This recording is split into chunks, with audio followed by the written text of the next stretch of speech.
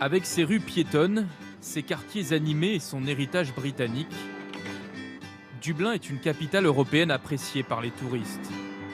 Ils sont plus de 6 millions chaque année à faire le voyage en Irlande pour découvrir cette ville à taille humaine, dont les atouts et le passé sont aujourd'hui racontés par des guides qui, il y a quelques mois encore, vivaient sous les ponts ou sur les trottoirs. Ce bâtiment, qui est aujourd'hui un bureau de poste, a été le témoin de la révolte de 1916. Et si vous regardez derrière moi cette colonne, vous pouvez d'ailleurs voir les impacts de balles qui datent de l'insurrection des Irlandais contre les Anglais. Eddie a 28 ans. Il a passé 6 années dans la rue, a sombré dans la drogue. Il y a un an encore, porter un costume, être écouté, était impensable pour lui. Allez, on traverse, tout le monde reste groupé. Alors quand il s'approche du canal royal de la ville, ce n'est pas l'histoire glorieuse de Dublin, mais la sienne, avec ses cicatrices qui ressurgit et qu'il raconte aux touristes. Vous sentez ce froid glacial? C'était comme ça pour moi tout le temps, 24 heures sur 24, 7 jours sur 7.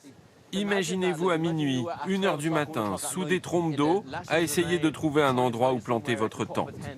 Un pas de côté. Pas facile à entendre pour ces touristes irlandaises. C'est très poignant et en plus, il a un talent naturel pour raconter les histoires. Ça va changer mon regard sur les sans-abri. Nous avons souvent le réflexe, et je l'avais quand j'étais plus jeune, de les regarder, de continuer notre chemin en étant exaspérés. Mais maintenant, plus jamais je n'ignorerai quelqu'un dans cette situation.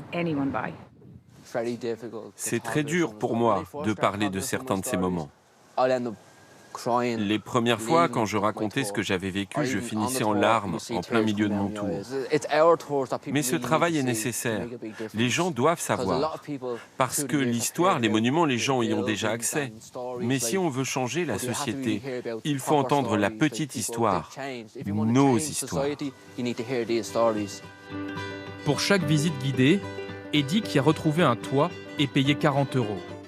Comme lui, une cinquantaine de sans-domicile fixe ont été formés ces dernières années à Dublin par une association qui, avec des bénévoles, tente de redonner de l'estime de soi aux SDF. Paddy vit dans la rue depuis 1 an, depuis la mort de son père qu'il n'a jamais surmonté.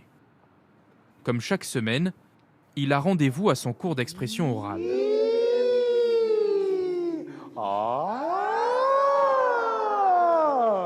Et doit, devant un petit public, raconter une histoire improvisée. Elle promenait son chien avec les rayons du soleil. Ses cheveux étaient comme en feu. Ce sont des gens qui, au début, n'ont aucune confiance en eux.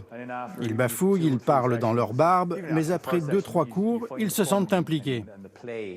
Ils prennent conscience qu'ils sont ainsi dans un endroit sûr, où ils peuvent s'amuser, se lâcher et apprendre les uns des autres. C'est une bonne manière de nous faire avancer, de nous reconnecter avec le monde normal plutôt que de rester dehors. Ce lieu nous donne de l'espoir pour sortir la tête de l'eau, se détourner de l'alcool et de la drogue.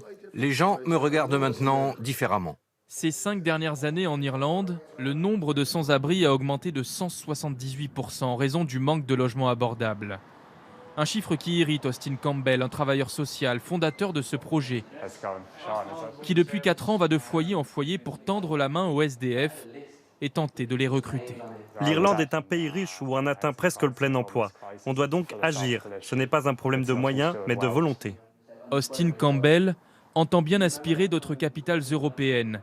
Et grâce à l'argent récolté par la vente des tickets de visite, il espère à terme financer la construction de nouveaux logements sociaux.